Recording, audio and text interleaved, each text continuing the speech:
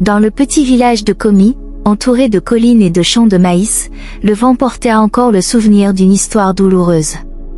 Une histoire que les anciens racontent aux jeunes pour leur rappeler que le cœur ne se nourrit pas d'or. C'est l'histoire d'Amina, une femme belle, fière, pleine de rêves, et d'Issa, un homme simple, honnête et profondément amoureux. Amina et Issa se connaissaient depuis l'enfance.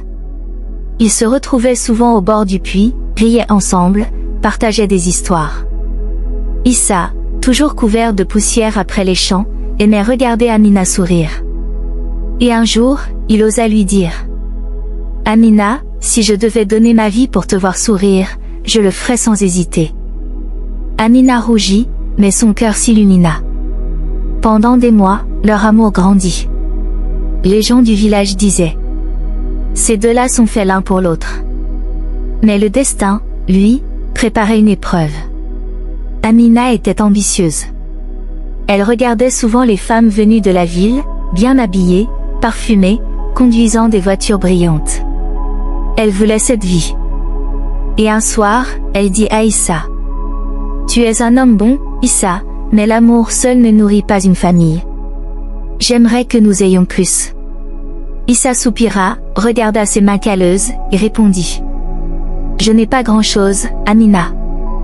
Mais je te promets de me battre chaque jour pour te rendre heureuse. » Mais les promesses d'un homme pauvre ne pèsent pas lourd face aux bijoux d'un homme riche. Et c'est à ce moment-là qu'un étranger fit son entrée. Un jour, une voiture brillante entra dans le village. C'était Karim, un riche commerçant venu aider les habitants. En réalité, il cherchait à acheter bien plus que des marchandises, il voulait acheter des cœurs. Il offrit de l'argent, paya des dettes, distribua des cadeaux. Et quand il vit Amina, il sut qu'il la voulait. « Tu es trop belle pour ce village. Avec moi, tu connaîtras la vraie vie. » Ces mots, simples mais dangereux, résonnèrent dans la tête d'Amina. Peu à peu, elle se détourna d'Issa. Les appels du luxe étaient plus forts que les chants de l'amour. Issa sentit que quelque chose changeait. Elle ne riait plus à ses blagues, ne venait plus au puits, ne parlait plus de leur avenir. Un soir, il alla la voir. « Amina, dis-moi la vérité. As-tu encore une place pour moi dans ton cœur ?»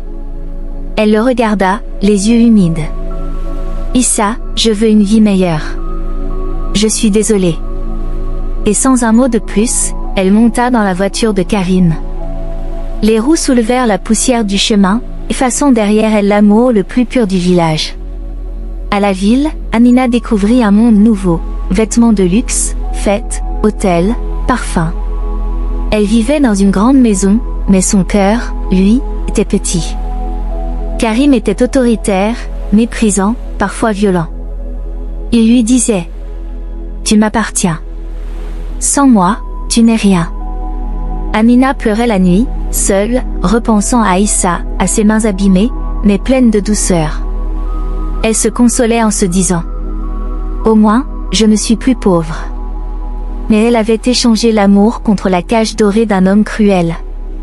Un matin, dans un marché, Amina aperçut un homme vendant des légumes. C'était Issa. Il était amaigri, mais son regard restait doux, apaisé. Il avait refait sa vie, semblait en paix. Elle voulut l'appeler, mais Karim arriva et lui lança : « Tu connais ce misérable ? » Amina baissa la tête, honteuse. Cette nuit-là, elle pleura jusqu'à l'aube. Pour la première fois, elle regretta vraiment son choix. Quelques mois plus tard, Karim fut arrêté pour fraude et trafic. Tout ce qu'il possédait fut saisi. Amina se retrouva seule, ruinée, rejetée par ceux qui l'avaient admirée. Sans argent, sans abri, elle retourna au village qu'elle avait quitté avec fierté. Mais cette fois, elle marcha tête baissée. Les gens chuchotaient à son passage : « Voilà celle qui a choisi l'argent plutôt que l'amour. » Issa vivait paisiblement avec sa femme et ses 2 enfants. Quand il vit Amina revenir, il alla la voir. Elle s'attendait à la colère, au mépris. Mais il dit doucement : « Je t'ai déjà pardonné, Amina.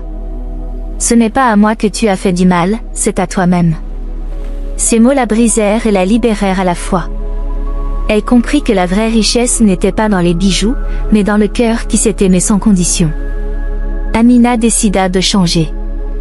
Elle se mit à aider les jeunes filles du village, à leur raconter son histoire pour qu'elles ne tombent pas dans le même piège. Elle disait: « Ne laissez jamais vos rêves de luxe vous voler votre paix. L'amour sincère, c'est la seule richesse que le temps ne détruit pas. » Elle vécut simplement, mais avec paix. Et chaque soir, en regardant le coucher du soleil, elle murmurait: « Issa, tu avais raison. L'amour vrai vaut plus que tout l'or du monde. » Les grandes leçons à retenir. L'amour sincère ne se remplace pas par l'argent. Ce qu'un cœur pur offre, aucun diamant ne peut le racheter. La trahison détruit toujours celui qui la commet. On peut tromper un être humain, mais jamais le destin. Le pardon est plus fort que la vengeance. Issa a prouvé que la paix intérieure vaut plus que la haine. Le matérialisme aveugle, mais la vie finit toujours par ouvrir les yeux. Amina a appris que les promesses du luxe cachent souvent des chaînes invisibles. La vraie beauté n'est pas dans les bijoux, mais dans la dignité. Et celui au seuil qui comprend cela tôt, vivra longtemps en paix. Si cette histoire t'a touché, abonne-toi à cette chaîne pour découvrir d'autres vérités africaines. Like, commente, et partage autour de toi.